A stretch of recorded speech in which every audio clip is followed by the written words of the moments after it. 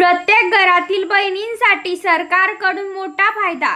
लाडकी बहीण योजनेतून महिलांसाठी अनोखा लाभ। या व्हिडिओत आपण जाणून घेणार आहोत तुम्हाला मिळणारे फायदे। त्यामुळे व्हिडिओ शेवटपर्यंत बघा आणि व्हिडिओला सुरुवात करण्याआधीच आमच्या चॅनलला सबस्क्राइब करा, कारण येणारी प्रत्येक सरकारी योजना आम्ही तुम्हाला सर्वात आधी सांगू। मुख्यमंत्री माझी लाडकी बहीण योजनेच्या बहिणींसाठी एक महत्त्वाची आणि आनंदाची बातमी आलेली आहे। राज्यभरातील सर्व लाडक्या बहिणींना मोठा दिलासा मिळालेला आहे। परवाच आपण एक बातमी दिलेली होती। लाडक्या बहिणींचा सप्टेंबर महिन्याचा 15वा हप्ता लाडक्या बहिणींच्या बँक खात्यात जमा होणार। म्हणूनच लाडक्या बहिणींसाठी खुश खबर आहे। कोट्यावधी रुपयांचा निधी लाडक्या बहिणींसाठी मंजूर केलेला आहे। राज्यातील लाडक्या बहिणींसाठी वेब पोर्टल असणार आहे। योजनेत पारदर्शकता यावी म्हणून वेब पोर्टलच्या मदतीने शासन KYC करणार आहे। महिन्याचे मानधन वेळेत मिळावं यासाठी लाडक्या बहिणींनी KYC करावी असे आवाहन राज्यमंत्री मेघना बोर्डीकर यांनी केलंय। लाडक्या बहिणींनो KYC करा, म्हणजेच तुमचे हप्ते वेळच्या वेळी पडतील। लाडक्या बहिणींनो तुमची नवरात्र आता खऱ्या अर्थाने गोड झाली आहे। एकनाथ शिंदे साहेबांनी याबाबत स्पष्ट सांगितले आहे की त्यांनी ऑगस्ट आणि सप्टेंबर महिन्याचा हप्ता एकत्रित 3000 रुपये देण्याचं ठरवलं होतं, पण नवरात्रीच्या सणानिमित्त तुमचं तोंड गोड व्हावं यासाठी त्यांनी सप्टेंबर महिन्याचे पैसे आधीच जमा करण्याचा निर्णय घेतला। आज सकाळपासूनच सरकारने निवडलेल्या बँकांमध्ये लाडकी बहीण योजनेचा हप्ता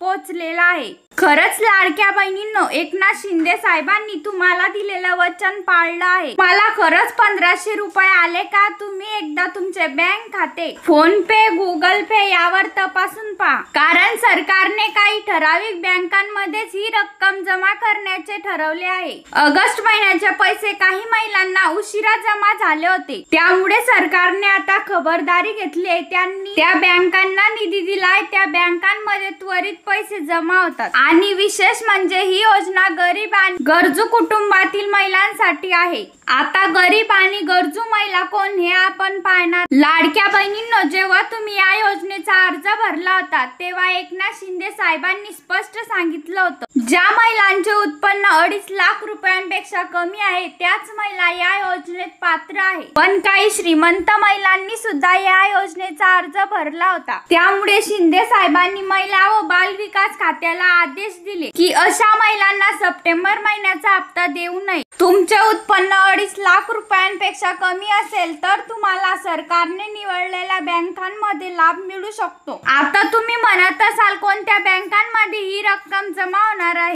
चला याबाबत सविस्तर माहिती घेऊया। लाडक्या बहिणींनो, तुमचं महत्त्वाचं काम बाजूला ठेवा आणि ही माहिती लक्षपूर्वक ऐका। एकनाथ शिंदे साहेबांनी सांगितलंय फक्त गरजू आणि गरीब महिलांनाच ही रक्कम मिळणार आहे आणि यासाठी त्यांनी काही कागदपत्रांची पूर्तता करणं आवश्यक केलं आहे। त्यामधलं एक कागदपत्र म्हणजे पिवळं किंवा केशरी रेशन कार्ड होय। लाडक्या बहिणींनो, ज्या महिलांचे वार्षिक उत्पन्न 2.5 लाख रुपयांपेक्षा कमी आहे त्या महिलांच्या घरी सरकारने पिवळं किंवा केशरी रेशन कार्ड दिलंय। हे रेशन कार्ड तुमच्या गरिबीचा पुरावा आहे। जर तुमच्या घरी हे रेशन कार्ड असेल तर तुम्हाला पुढील 5 वर्ष या योजनेचा लाभ मिळेल असं शिंदे साहेबांनी सांगितलंय। आता कोणत्या बँकांमध्ये ही रक्कम जमा होत आहे याबाबत बोलूया। ऑगस्ट महिन्याचा हप्ता काही बँकांमध्ये उशिरा जमा झाला होता, कारण काही बँकांचे IFSC कोड नव्हते तर काही बँकांचे सर्व्हर डाऊन होते। त्यामुळे सरकारची खबरदारी म्हणून सरकारने काही बँकांची निवड केली आहे आणि बँकांमध्ये कोणत्या बँकांचा समावेश आहे चला पाहूया। पहिली बँक आहे कोटक महिंद्रा बँक। ही खाजगी बँक असली तरी यात लाखो बहिणींचे खाते आहे आणि या बहिणींच्या बँक खात्यामध्ये 14 हप्ते अतिशय सुरळीतपणे जमा करण्यात आले। शिंदे साहेबांनी पैसे जमा करताच ही बँक तात्काळ पैसे सोडते, म्हणूनच सप्टेंबर महिन्याचे 1500 रुपये या बँकेत जमा होत आहे। तुमचं खातं कोटक महिंद्रा बँकेत आहे का?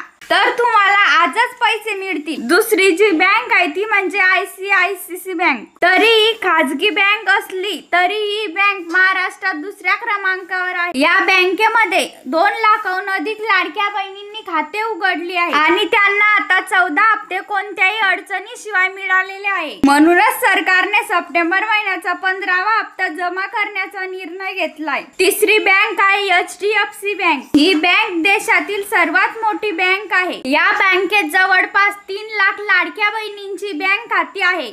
त्यामुळे सरकारने या बँकेमध्ये 15वा हप्ता जमा करण्याचा निर्णय घेतलेला आहे. म्हणजे सरकारने पैसे सोडताच ही बँक त्वरित पैसे जमा करते. चौथी बँक आहे जिल्हा मध्यवर्ती बँक किंवा जिल्हा सहकारी बँक. ही बँक प्रत्येक गावात आणि तालुक्यात आहे. खेड्यापाड्यातील आणि गरीब महिलांनी या बँकेत खाते उघडलेली आहे. शहरात येण्यासाठी वेळ नसलेल्या बहिणींसाठी ही बँक खूपच महत्वाची आहे. म्हणूनच शिंदे साहेबांनी या बँकेत पैसे जमा करण्याचा निर्णय घेतलाय. पाचवी जी बँक आहे ती म्हणजे बँक ऑफ बडोदा. ही केंद्र सरकारची मोठी बँक आहे. या बँकेने आतापर्यंत 14 हप्ते अतिशय सुरळीतपणे जमा केले. सहावी बँक आहे इंडियन बँक. ही देखील केंद्र सरकारचीच बँक आहे. लाडक्या बहिणींनो, जर तुमचे बँक खाते या बँकेत असेल तर तुम्हाला काही मिनिटातच पैसे जमा झाल्याचा मेसेज येईल.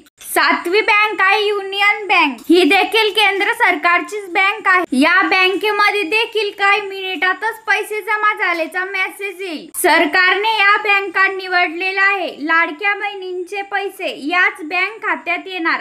तर बीड जिल्ह्यामध्ये 1,70,000 लाडक्या बहिणी आहेत. या पात्र लाडक्या बहिणींच्या बँक खात्यात 15वा हप्ता जमा झालेला आहे. लातूर आणि नांदेड, अकोला आणि चंद्रपूर या जिल्ह्यामध्ये देखील पैसे जमा होत आहेत. लाडक्या बहिणींनो, तुमचा जिल्हा या जिल्ह्यामध्ये आहे का? तुमचे बँक खाते या निवडक बँकांमध्ये आहे का? जर असेल तर तुम्हाला आजच पैसे मिळतील. एकनाथ शिंदे साहेबांनी तुमचा नवरात्रीचा सण गोड करण्यासाठी हा खास निर्णय घेतलेला आहे. तुम्ही तुमचे बँक खाते तपासले का? फोन पे, गुगल पे किंवा बँकेच्या ऍप वरून एकदा पहा आणि अशाच प्रकारच्या नवनवीन योजनांचा अपडेट पाहण्यासाठी आमच्या चॅनलला सबस्क्राईब करा.